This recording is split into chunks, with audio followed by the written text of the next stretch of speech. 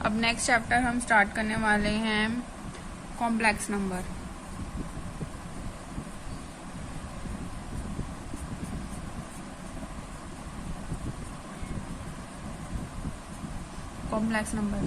Complex numbers के बारे में हम बाद में पढ़ेंगे। उससे पहले हमें थोड़ा सा ये पता होना चाहिए कि नेचुरल नंबर्स क्या होते हैं, या उससे पहले हमें पता होना चाहिए कि रियल नंबर्स क्या होते हैं। रियल नंबर्स क्या होते हैं?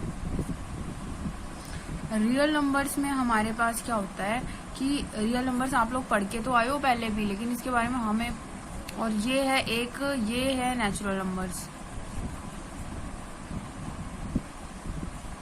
रियल नंबर्स के सेट को हम आर से डिनोट करते हैं और रियल नंबर्स के नेचुरल नंबर्स के सेट को हम एन से डिनोट करते हैं। रियल नंबर्स का सेट क्या होता है कि इसके अंदर हमारे पास सारे रैशनल नंबर्स भी आ जाते हैं और इररेशनल नंबर्स भी आ जाते हैं। ये हमारे पास इसको क्यू से हमारे पास मतलब है रैशनल नंबर से, रैशनल नंबर्स, और क्यू डैश ये मतलब हमने कट कर रहा है एक तरह से। कट का मतलब है कि ये जो है इररेशनल नंबर्स है। अलग अलग जगह अलग इस इरेशनल नंबर्स को लिखने की रिप्रेजेंटेशन अलग अलग है। कई जगह इसको r माइनस क्यू लिखा होता है, कई जगह इसको q लिख के इसको कट किया गया होता है। q का मतलब रैशनल नंबर, उसको कट करने का मतलब कि वो इरेशनल नंबर्स का सेट बन जाता है। तो कभी इस तरह से लिखा जाता है, इस तरह से। अब सारे के सारे रैशनल और इररेशनल नंबर्स जो है हमारे पास रियल नंबर्स में आ जाते हैं। नेचुरल नंबर्स तो पहले से ही आ जाते हैं हमारे पास रैशनल नंबर्स में, ठीक है। ये बात आप लोग पढ़ चुके हो पहले 10th में। कॉम्प्लेक्स नंबर्स की बात कब आती है? अब हमारे पास ये हो गया। अब कॉम्प्लेक्स नंबर की बात कब आई कि हम क्या करते थे जब हम क्वाड्रेटिक इक्वेशंस निकालते थे। मान लो हमारे पास इस तरह की टर्म्स होती थी। मान लो कोई इक्वेशन है हमारे पास x² - 1 is equal to 0। Quadratic equation solve करते थे हम 10th में 9th में। तो इसको सॉल्व करने के हमारे पास हम इस तरह से इसको सॉल्व कर रहे थे। a + a² - b² यहाँ पे फॉर्मूला लगा के a + b a + b यहाँ फॉर्मूला लग गया। तो यहाँ पर एक बार इसको 0 रखेंगे, एक बार इसको 0 रखेंगे, तो x की दो वैल्यूज आ जाती थी, एक 1 और दूसरी -1। इस तरीके से हमारे पास हो जाता था। अब हमारे पास सपोज करो कि 1 की जगह कुछ और भी होता। मान लो अगर हमारे पास x² यहाँ पे 1 की जगह सपोज 7 भी होता। अब ये जो 1 और -1 है, ये दोनों जो है हमारे पास रैशनल नंबर्स हैं। रैशनल नंबर्स हैं, ये दोनों रैशनल नंबर्स हैं, 1 और -1 दोनों। तो ये आ तो जाते हैं रियल नंबर्स में, ठीक है, क्योंकि रियल नंबर्स के अंदर रैशनल आते हैं, इरेशनल आते हैं। अब सपोज करो ये होता, ये भी होता था हमारे पास, इस तरह का क्वेश्चन भी होता था। इस तरह के क्वेश्चन को भी हम सेम तरीके से ऊपर करते थे, इसको √7 का स्क्वायर लिख देते थे। तो हमारे पास वही सेम चीज करके √7 x + √7, इस तरह से हमारे पास x की दो वैल्यूज आ जाती थी। एक तो √7 आ जाती थी, एक -√7 आ जाती थी। अब ये दोनों जो है वो इररेशनल है। अब इरेशनल भी क्या होता है, रियल नंबर्स के अंदर आता है, तो ये भी आ गया। नेक्स्ट अब दिक्कत कहाँ आई? दिक्कत यहाँ आई कि अगर आपके पास यही क्वेश्चन x² + 1 टाइप का होता ये, तो हम अब इसको कैसे सॉल्व करें? अब इसको तो हमारे पास ऐसा भी चारा नहीं है कि हम इसको -1 इधर ले लें, तो x इज इक्वल टू, फिर हम क्या करेंगे +- √-1 ये हो गया। अब √-1 की वैल्यू हमें निकालनी पड़ जाएगी। क्या हुआ कि √-1 की वैल्यू हमें पता नहीं चली कौन सी है, क्या वैल्यू है हमें, क्या मतलब मैथमेटिशियंस की बात हो रही है यहाँ पर कि। तो फिर उन्होंने क्या किया, इसकी वैल्यू को सॉल्व करने के लिए क्या किया, उन्होंने इसकी आइटा इसको लेट कर लिया, इसकी रिप्रेजेंटेशन रख ली, एक इसकी रिप्रेजेंटेशन रख ली कि भाई हमें इसका स्क्वायर रूट नहीं पता चलेगा, क्योंकि सिर्फ इसी टाइप की क्वेश्चन नहीं है, बहुत सारे इक्वेशंस हैं जिसमें हमारे पास अंडर रूट के अंदर उसके जो फैक्टर्स हैं अंडर रूट के अंदर -1 हमें ये चीज मिल जाती है और इसकी हमें दिक्कत आती है। इस वजह से क्या किया गया, इस पूरे को एक नोटेशन दे दिया गया और उस नोटेशन को बोला गया आयोटा। आई से इसको रिप्रेजेंट किया जाता है और बोलते हैं आयोटा।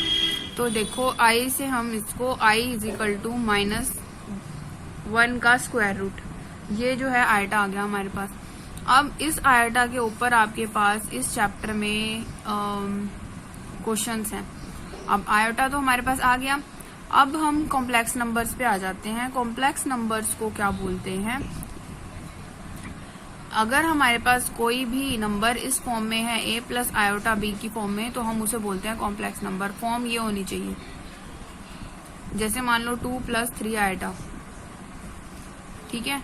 तो इस तरह का जो नंबर है उसको हम कॉम्प्लेक्स नंबर बोलेंगे। अब मान लो 2 है हमारे पास, 2 है हमारे पास खाली। अगर सिर्फ 2 होता, ये भी एक कॉम्प्लेक्स नंबर है, ये एक रियल नंबर भी है, ये कॉम्प्लेक्स नंबर भी है। अब बताओ कैसे?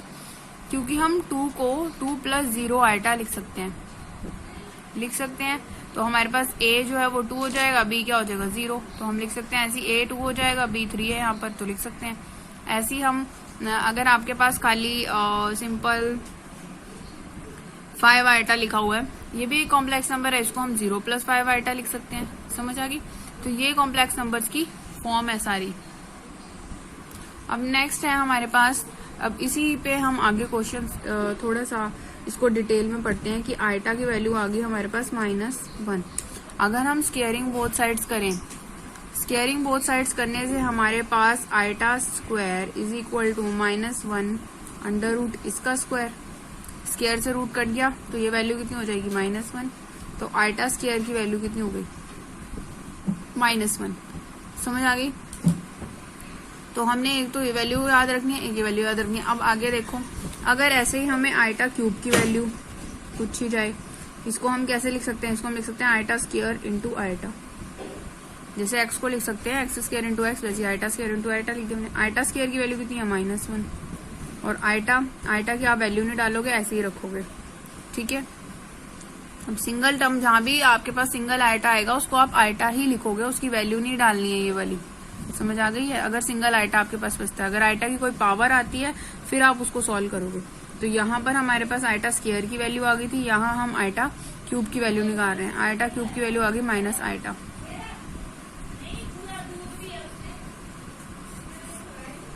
समझ आ गई? ऐसी अब हम क्या करेंगे, आइटा की पावर 4 की वैल्यू निकाल के देखो। इसको हम ऐसे लिख सकते हैं iota square into iota square. Iota square क्या होता है? -1। ये क्या होता है? -1। तो हमारे पास क्या हो गया? प्लस का 1, तो यानी कि आइटा की पावर 4 की वैल्यू।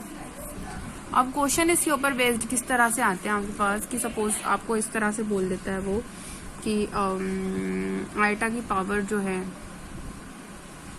10 पता करो कितना आएगा, या फिर 10 लिख लो, या फिर मान लो हम 100 भी लिख सकते हैं। 100 की बात बाद में करेंगे, चलो 100 की बात ही करते हैं।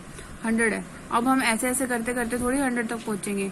हम क्या चेक करेंगे, हम जो इसकी पावर है वो चेक करते हैं कि वो क्या 4 का मल्टीपल है या 2 का मल्टीपल है। अब ये हमारे पास 100 है, वो 4 का मल्टीपल है। 4 का मल्टीपल होने का क्या मतलब है कि आइटा, इसको हम ऐसे लिखते हैं आइटा 4 25 4 से 100 होता है। अब आइटा की पावर 4 कितनी होती है? 1 की पावर 25, ये क्या हो गया? 1, यानी कि आइटा की पावर 100 जो है वो हमारे पास आ गया 1। समझ आ गई? इतना सिंपल है ये। अब सपोज करो आइटा जो है यहाँ पर, तो 100 जो है वो 4 का मल्टीपल था। कोशिश हम ये करते हैं अगर 4 का मल्टीपल होता है तो क्वेश्चन इजी हो जाता है। अगर आपके पास सपोज करो 4 का मल्टीपल नहीं है, ये हमारे पास होता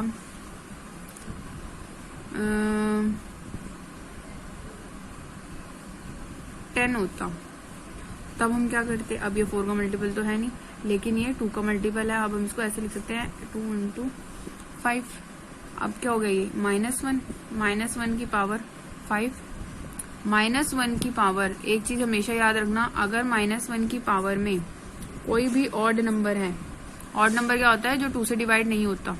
ऑड नंबर है तो आंसर -1 ही आएगा, और अगर -1 की पावर में कोई भी इवन नंबर है, आंसर +1 आएगा। समझ आ गई? अब हमारे पास यहाँ पर क्या है? -1 की पावर में ऑड नंबर है, तो आंसर हमारे पास -1 आएगा। तो हमारे पास आइटा की पावर 10 जो है वो ये आ गई, और ये 100 जो है वो क्या आया था? 1। अब ये तो आ गया कि एक 4 से डिवाइड हो रही थी, एक 2 से डिवाइड हो रही थी। सपोज करो कोई हम ऐसी टर्म लेते हैं जो ना तो 4 से डिवाइड हो रही है ना 2 से डिवाइड हो रही है, वो कैसे करेंगे? आ जाओ उस पे भी। उस पे क्या है, मान लो हम एक लेते हैं वैल्यू आइटा की पावर, सपोज अभी हमने बात करी है, मान लो मैं ले रही हूँ 71, ठीक 71। अब ये ना तो आया 1 से डिवाइड, सॉरी ना तो 2 से डिवाइड हो रही है ना तो 4 से डिवाइड हो रही है। तो इस केस में हम क्या करते हैं कि आइटा की पावर 70 को अलग कर लेंगे, इसको हम ऐसे लिख देंगे पहले तो 70 + 1 71। अब क्या करेंगे, आइटा की पावर 70 को अलग कर लेंगे और इंटू आइटा की पावर 1 को अलग कर लेंगे। आइटा की पावर 1 तो आइटा ही होगा, आइटा की पावर 70 को उसी तरीके से सॉल्व करेंगे, देख लेंगे ये 4 पे डिवाइड हो रही है कि नहीं हो रही है, ठीक है। अगर 2 पे डिवाइड हो रही है तो क्या हो रही है, अब 2 पे डिवाइड हो रही है, ये 4 से तो हो नहीं रही, तो हम इसको ऐसे लिख देंगे 2 और 35। अब आइटा की पावर 1 तो आइटा ही होता है, इसको ऐसे ही लिखेंगे। अब ये क्या हो गया -1, पावर में क्या आ गया odd number into iota, odd number आ गया तो हमारे पास क्या आ गया -1 इंटू आइटा, तो ये आ गया हमारे पास माइनस आइटा। तो यानी कि आइटा की पावर 71 की वैल्यू जो है वो हमारे पास क्या हो गई माइनस आइटा। ऐसे निकालनी है, ऐसे सॉल्व करने हैं क्वेश्चंस। एक क्वेश्चन और लेते हैं।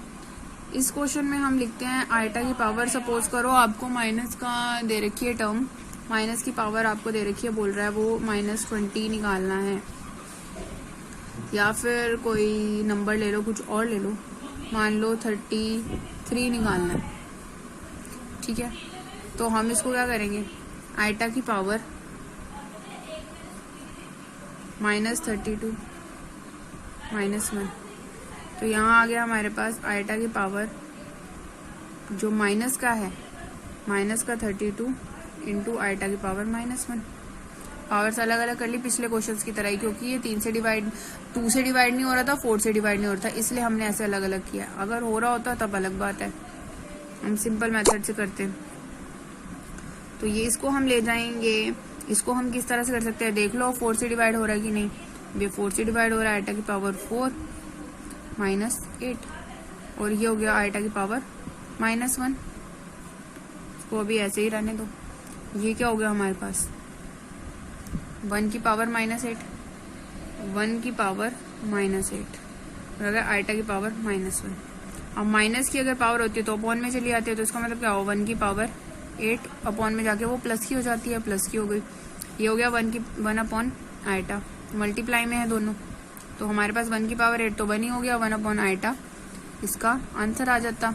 लेकिन कई बार हम क्या करते हैं, इस इमेजिनरी आइटा को अपॉन में नहीं रहने देते, तो हम क्या करते हैं, इसको मल्टीप्लाई डिवाइड कर देते हैं आइटा से, जैसे रैशनलाइज करते थे आप लोग वहां पर, तो यहाँ पर हम आइटा से मल्टीप्लाई डिवाइड कर देते हैं। तो इससे हमें क्या मिल जाता है, इससे हमें ऊपर तो आइटा मिल गया, नीचे मिल गया iota square, iota into iota. और आइटा स्क्वायर की वैल्यू क्या होती है -1, अभी हमने पढ़ा है यहाँ पर पीछे आइटा स्क्वायर की वैल्यू -1 कैसे थी वो सब पढ़ा है। आइटा स्क्वायर की वैल्यू -1 है, वो आप यहाँ पर डाल दोगे तो ये हमारे पास आ जाएगा माइनस आइटा।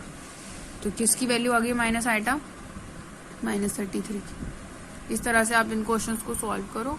और अगर आपको वीडियो अच्छी लगती है तो लाइक शेयर एंड सब्सक्राइब करो।